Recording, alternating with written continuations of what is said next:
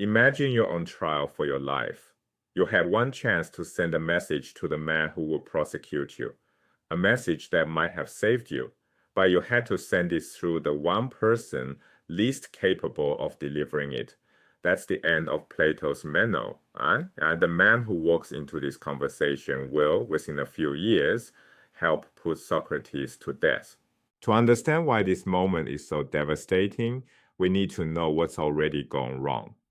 Meno has witnessed something remarkable, the slave boy demonstration, proof that untrained minds can reach mathematical truths through guided questioning alone. This should have transformed how Meno thinks. It didn't. Instead of following Socrates' method, Meno retreats to Gorgias's rhetorical training, demanding quick answers, refusing to reason step by step. He has learned nothing. His failure is not accidental. Meno is miseducated, intellectually lazy, and complacent. He wants the reputation of wisdom without the labor of pursuing it. This matters because into this already failed conversation, a new figure arrives who changes everything. Anytus, friend of Meno, prominent Athenian politician, and one of the men who will prosecute Socrates at trial. His entrance transforms this dialogue from a philosophical exercise into a foreshadowing of execution. Anytus's first move reveals everything. He mistakes Socrates for a sophist, an itinerant teacher who sells persuasion skills for money. Socratic dialectic pursues truth through joint reasoning. Sophistry pursues victory through adversarial argument. Dialectic critiques political authority in service of truth. Sophistry flatters or manipulates authority for profit. Anytus sees no difference. This category mistake makes genuine dialogue impossible. If philosophy and sophistry look identical to you, then a philosopher questioning your leaders looks indistinguishable from a con artist undermining public trust. That confusion is what makes the trial possible. Socrates presses his pointed question. If Athens' great statesman, Pericles, Themistocles, truly educated the city in virtue, why did Athens lose the Peloponnesian War? Decades of catastrophic defeat, plague, starvation, the destruction of the fleet at Aegospotami, the humiliation of Spartan occupation. If political leaders could teach virtue, their students would not have led Athens to ruin. The argument is devastating, and Anytus does not engage it. He doesn't offer a counter-argument or identify a flaw in Socrates' reasoning. He issues a warning, do not disparage great men. Then his parting line, a line that echoes across Plato's entire body of work, it is much easier for a man to do harm than to do good. This is not a philosophical claim. It is a threat. Power has replaced reasoning. The confrontation with Anytus is not just a dramatic scene, it diagrams a problem Plato will spend the rest of his career trying to solve. Picture a matrix with two axes, political power and philosophical understanding. The Athenian public sits at low power, low understanding. They can neither govern wisely nor recognize who can. Anytus occupies high power, low understanding, authority without wisdom. He can prosecute, exile, execute. He cannot examine his own assumptions.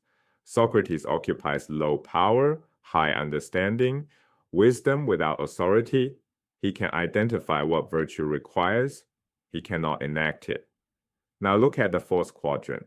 High power and high understanding together. The philosopher-ruler. It is empty. No one in the manual occupies that space. The dynamic between the occupied quadrants is lethal. Authority without wisdom threatens wisdom without authority. Wisdom without authority cannot reach authority without wisdom. Arrows of hostility run in one direction. Arrows of persuasion dissolve before they arrive. The gap between knowledge and power is not abstract. It kills. Plato's Republic is an extended attempt to fill that empty quadrant, and the Meno shows us why filling it is so urgent. Plato does not leave us with an abstract matrix.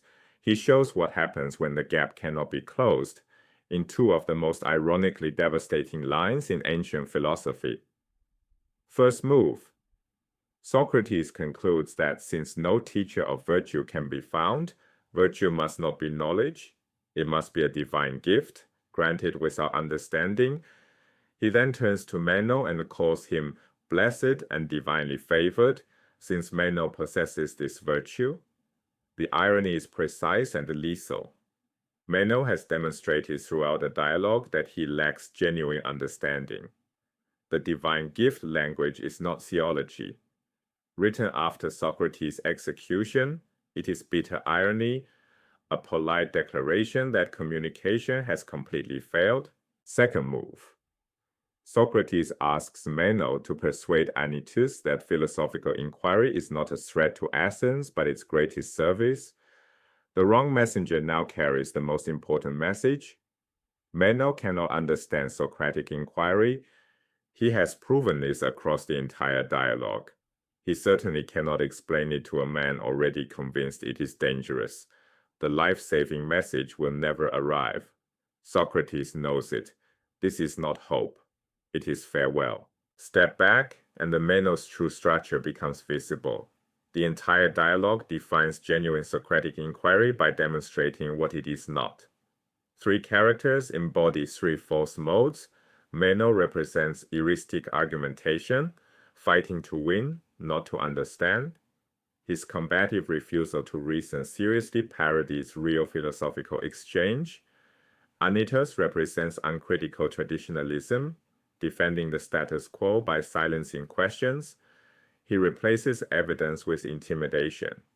Meno, again, from a different angle, represents personal ambition masquerading as wisdom, seeking power and reputation rather than truth. Strip away all three counterfeits, and what remains, that conspicuous absence, is genuine Socratic inquiry. The Meno teaches you to recognize the real thing by showing every imitation. The Meno does not end with a conclusion, it ends with a prophecy. Anytus will make good on his threat. Socrates will stand trial. The jury will condemn him. The gap between power and wisdom will prove unbridgeable. Plato writes every line of this dialogue after the execution. Every exchange is shaded by dramatic irony, the audience knows what the characters do not. The divine gift is bitter. The reconciliation mission is impossible. The threat is real.